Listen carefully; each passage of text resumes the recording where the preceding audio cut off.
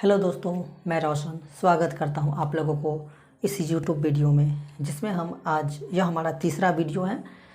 हम पढ़ रहे थे वास्तविक संख्या पढ़ रहे थे। अगर आप लोगों ने 2 वीडियो पीछे का नहीं देखे हैं तो आपको डिस्क्रिप्शन में लिंक मिलेगा, वहां से जा करके आप देख सकते हैं और समझ सकते हैं। हम संख्या के बारे में बता रहे थे। वास्तविक संख्या में कुछ संख्याएँ थी, जैसे प्राकृत संख्या 1 से शुरू होता है, पूर्ण संख्या 0 से शुरू होता है, पूर्णांक जो है वो पॉजिटिव, निगेटिव और शून्य को मिला करके पूर्णांक बनता है।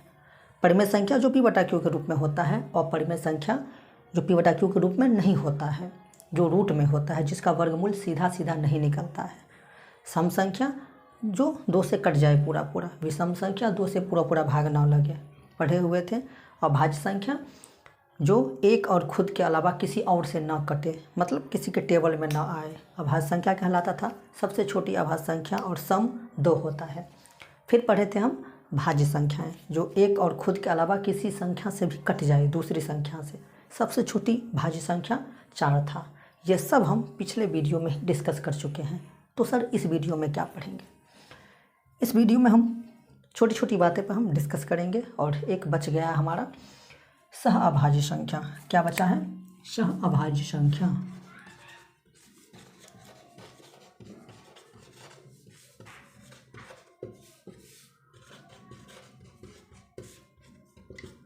सह अभाज्य संख्या किसको कहते हैं? डेफिनेशन लिख लीजिए आप।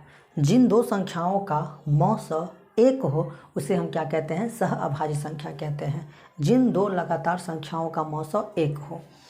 जैसे अगर हम बात करें कि 3 और 4, क्या इसका मौसा 1 होगा? जी सर 1 होगा। मौसा निकाल कर देख लीजिए। तो इसी को हम क्या कहेंगे? सह अभाज्य संख्या। दूसरा अगर हम बात करें कि 4 और 5 की बात करें, तो क्या इसका महत्तम मतलब HCF 1 होगा? आइए चेक करके देखते हैं। इसका अगर हम मौसा निकालें तो 4 एकान 4, 1 4, ये उतारेंगे यहाँ पर, 1 चौका 4, मौसा कितना निकला? 1। तो इसी को हम क्या कहेंगे? सह अभाज्य संख्या। जैसे 7 और 8 है, इसको हम क्या कहेंगे? सह अभाज्य संख्या।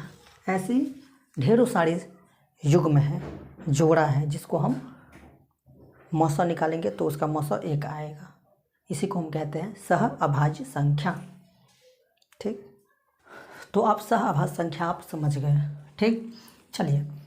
जैसे हम बोले हुए थे कि जो p/q के रूप में होता है, p/q के रूप में होता है, p/q के रूप में होता है, तो उसे हम क्या कहते हैं? परिमेय संख्या। p भी होना चाहिए पूर्णांक और q भी होना चाहिए पूर्णांक। ठीक, ऐसा हम कहे हुए थे। जैसे 4/3 यह हमारा क्या है? एक परिमेय संख्या है, क्योंकि यह p/q के रूप में है। 4 भी पूर्णांक है, 4 भी पूर्णांक है और 3 भी क्या है? पूर्णांक है। ठीक, एक और इसका रूल है कि q is not equal to 0। क्या है? q is not equal to 0। कल हम पढ़े हुए थे इसके बारे में। मतलब q जो है वो 0 नहीं होना चाहिए, नीचे में 0 नहीं होना चाहिए। जैसे अगर हम बात करें कि 0/4, तो क्या यह परिमेय संख्या है? तो जी सर ये परिमेय संख्या है, क्योंकि 0 भी पूर्णांक है और 4 भी पूर्णांक है, इसीलिए यह परिमेय संख्या होगा। लेकिन अगर वही बात अगर हम करें कि 2/0, तो क्या यह परिमेय संख्या है?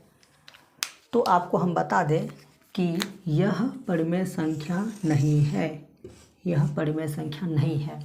क्यों नहीं है सर? क्या कारण है जो यह 2/0 परिमेय संख्या नहीं है? पहला कारण आपको बता रहे हैं कि इसका डिफिनीशन ही है। परिमेय संख्या का डिफिनीशन है कि p और q पूर्णांक होना चाहिए और q is not equal to 0। मतलब q जो है, नीचे वाला जो है वो 0 नहीं होना चाहिए। ऊपर में 0 चलेगा पर नीचे में 0 नहीं चलेगा। क्योंकि 2/0 है, इसका मीनिंग क्या है? इसका मतलब ये है कि ये ऊपर वाला जो 2 है ये अनंत बार है। कितने हैं? अनंत बार है, इनफाइनाइट है। ये जो 2 है वो इनफाइनाइट है, 2 इनफाइनाइट है। सॉरी, 2 जो है वो इनफाइनाइट है। अब कितने बार है पता ही नहीं है कितने बार है, तो कैसे सॉल्व होगा, होगा ही नहीं, हल ही नहीं होगा। इसलिए यह जो है परिमेय संख्या नहीं होगा, यह परिमेय संख्या होगा। ठीक, पाई और परिमेय संख्या होता है, 22/7 परिमेय संख्या होता है, इतना आपको पता होगा। ठीक है, चलिए अब जैसे हम बात किए थे कि जो P/Q के रूप में होता है वो परिमेय संख्या होता है। अगर हम आपसे पूछें कि बताइए √25 यह क्या है, तो यह जो है वो आप कहेंगे कि सर यह अपरिमेय संख्या है। क्यों? क्योंकि रूट में है ना, और रूट में जो संख्या होता है वो पूर्णांक तो होता नहीं है।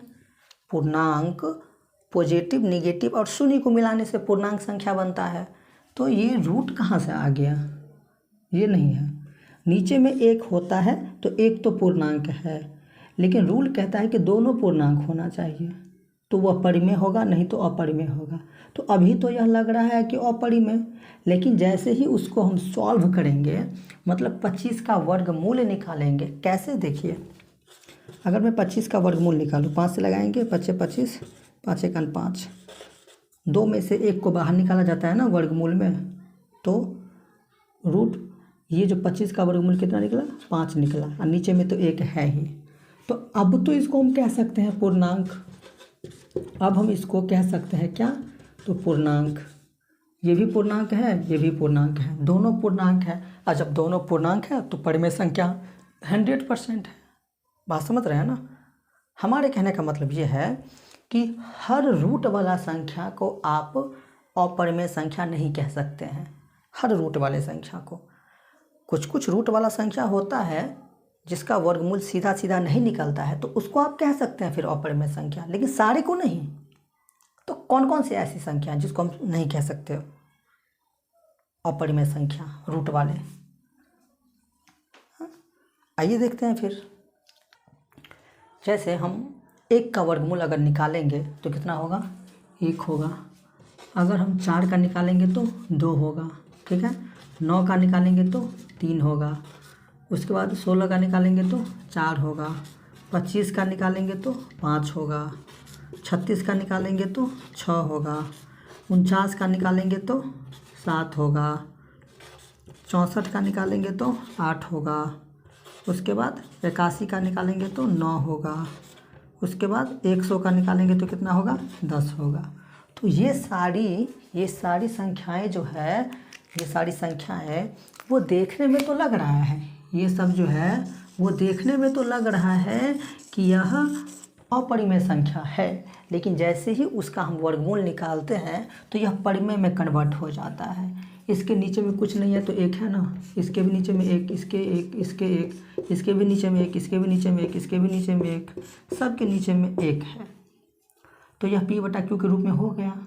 6 भी पूर्णांक, 1 भी पूर्णांक, 5 भी पूर्णांक, 1 भी पूर्णांक। ये तो पूर्णांक नहीं है, लेकिन वर्गमूल निकाले तो बन गया। समझ में आ रहा है ना? चलिए, तो इस तरह से समझना है। चलिए, सबसे पहले हम समझते हैं कि प्रमेय का क्या होता है। तो डिफिनीसन रटने की चीज़ नहीं है, आपको समझना है। समझ गए तो फिर डिफिनीसन आप खुद से भी बना सकते हैं।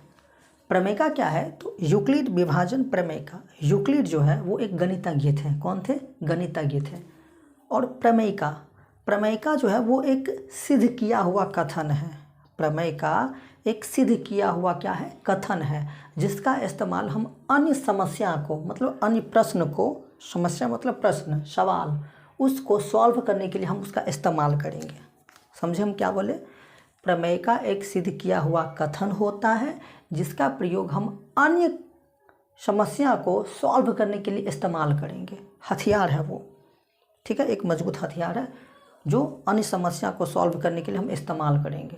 ठीक, कैसे समझिए इस चीज़ को। जैसे हम जानते हैं एक चीज़ कि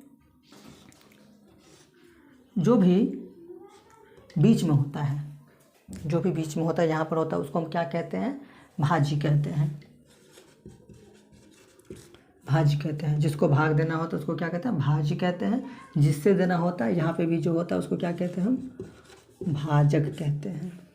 ठीक, जितना टाइम जितना बार में लगाते हैं उसको क्या कहते हैं, भागफल कहते हैं। नीचे जो बचता है उसको क्या कहते हैं, शेषफल कहते हैं। ठीक है, अब समझिए इस चीज़ को।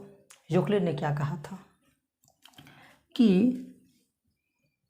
ये जो होता है कौन, ये भाज्य जो होता है वो, ये जो बीच वाला होता है भाज्य, वो भाज्य जो होता है भाज्य, वो इन दोनों के गुना, इन दोनों को क्या गुना, मतलब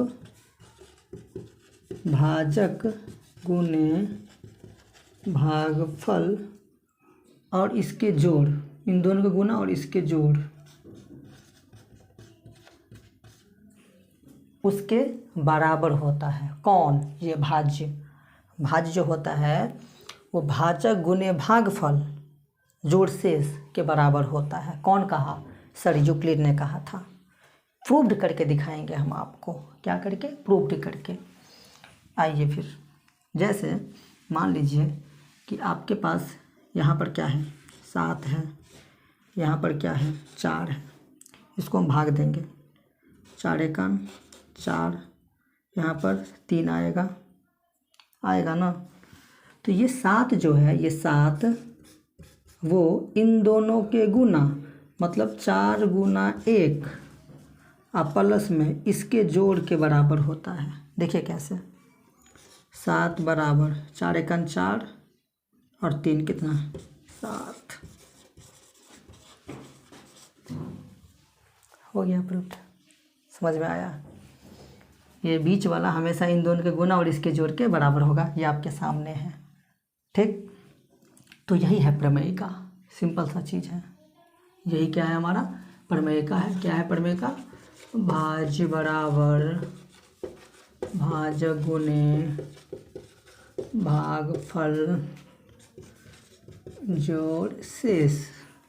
ठीक, अब हम एक बात कहिए, अगर मैं इसको ए मान लूँ, इसको बी मान लूँ, इसको क्यू मान लूँ, इसका आर नाम दे दूँ, तो क्या इसको हम ऐसे नहीं लिख सकते, सर ए बराबर बी क्यू प्लस में आर, लिख सकते हैं ना जी, क्यों नहीं लिख सकते। आपको ये भी याद रखना है, ये भी याद रखना है। ठीक, और आपको ये भी याद रखना है, दोनों का इस्तेमाल होगा जब हम क्वेश्चंस को सॉल्व करेंगे तब। ठीक, उम्मीद करते हैं कि यह वीडियो आपको अच्छा लगा होगा। मिलते हैं नेक्स्ट वीडियो में। इसी तरह के वीडियो के लिए